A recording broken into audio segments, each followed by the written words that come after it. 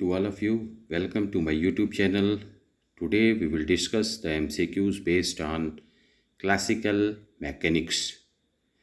These videos are very much helpful for BSc third year students, DDU and Siddharth University. Also helpful for MSc Entrance, GATE, CSIR NET, Assistant Professor Examination and all the examination of physics of higher standard. तो चलिए, उम्मीद है आप स्वस्थ और प्रसन्न होंगे, exam की तैयारी कर रहे होंगे और इस आशा के साथ मैं आपको क्लासिकल मैकेनिक्स पर एमसीक्यूज़ को डिस्कस करूंगा।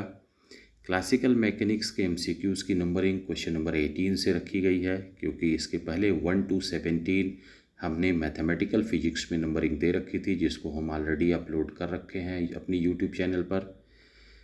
इस क्लासिकल मैकेनिक्स के भी क्वेश्चन के लिए मैं फिर से अपनी स्टूडेंट श्री संस्कार मिश्रा जी को धन्यवाद दूंगा।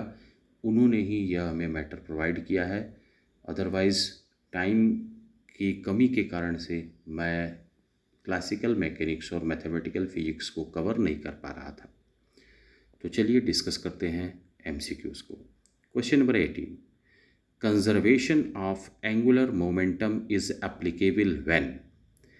ये बहुत एग्जैक्ट फैक्ट है कि conservation of momentum is applicable when is net external torque is zero. जब टार्क जीरो होता है तो आप कहते हैं कि conservation of angular momentum applicable होता है। हिंट भी मैंने दे रखा है।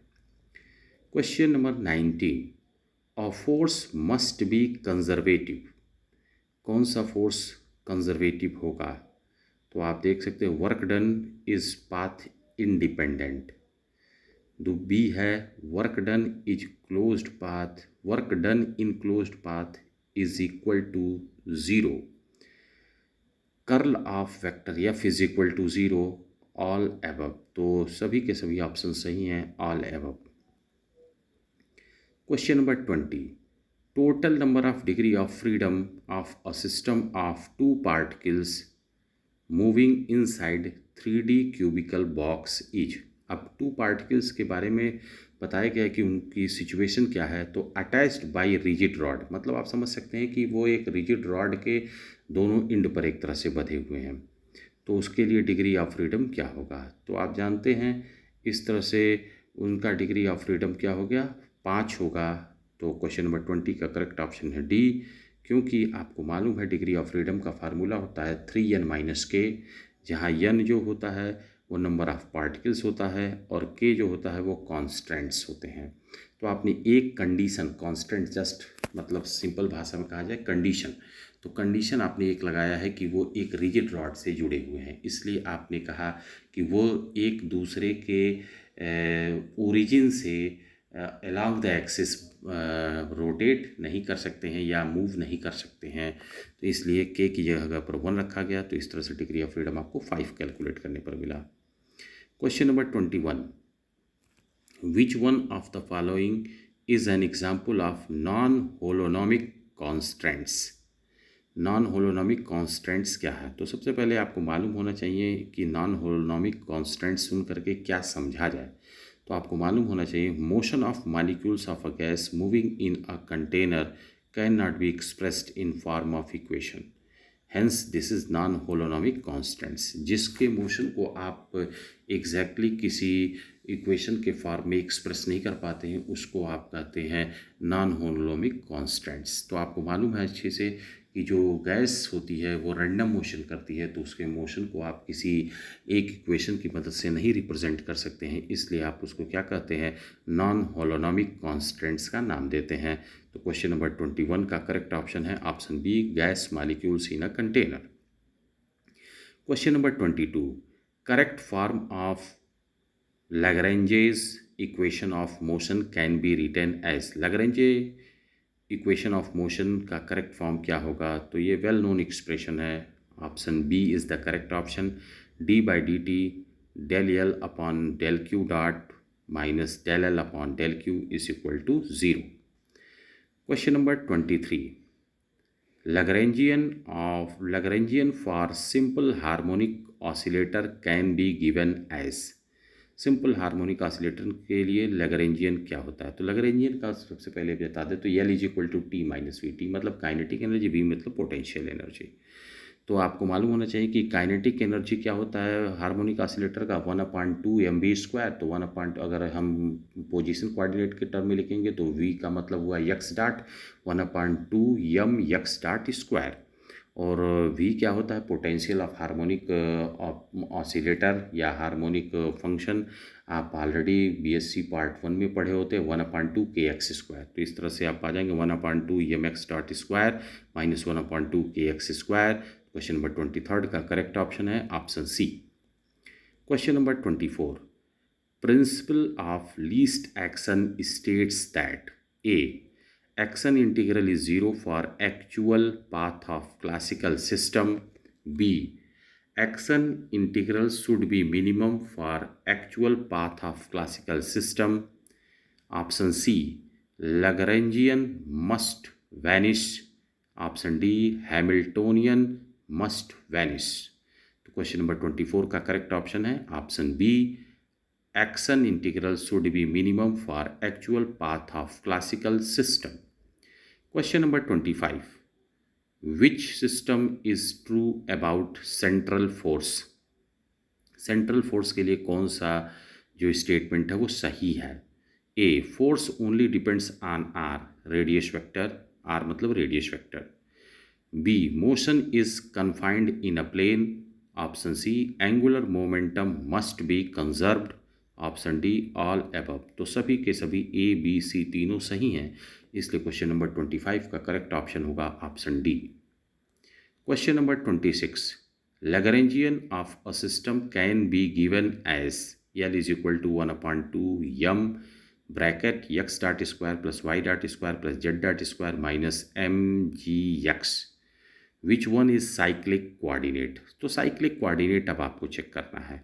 तो कैसे साइक्लिक कोऑर्डिनेट चेक करते हैं? तो आपको मालूम होना चाहिए कि Lagrangian is not explicit function of coordinate y and z, therefore there are cyclic. तो आपको y और z नज़र नहीं आ रहा है, इसलिए आप कहेंगे कि ये क्या होगा? साइक्लिक होगा। तो y और z, that is option C is the correct option. Question number 27, condition of conservation of energy requires a Lagrangian should not be explicit function of time, Lagrangian should be time dependent, forces must be conservative, D none of above। तो question number 27 का correct option है option A, Lagrangian should not be explicit function of time। Just इसके ऊपर का भी question अगर आप देखें हो तो इसी पर आधारित है। 26 question number 28, which is true for central forces?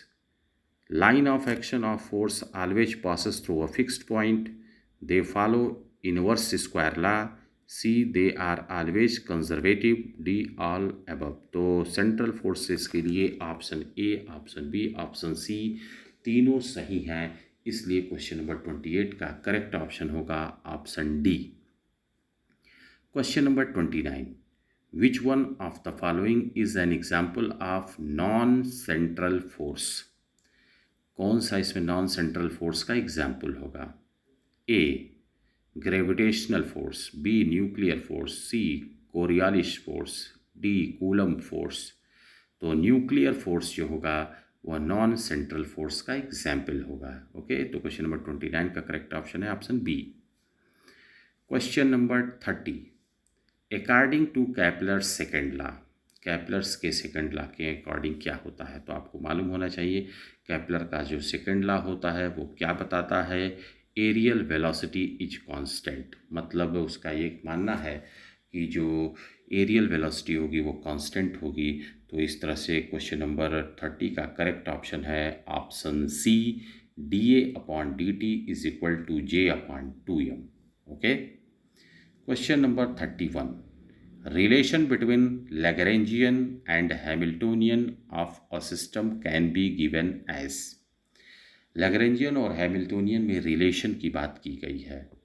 तो वेल नोन रिलेशन है, एच इज इक्वल टू होता है sigma over I Q dot into P minus L. Okay, तो क्वेश्चन नंबर 31 का करेक्ट ऑप्शन है ऑप्शन ए।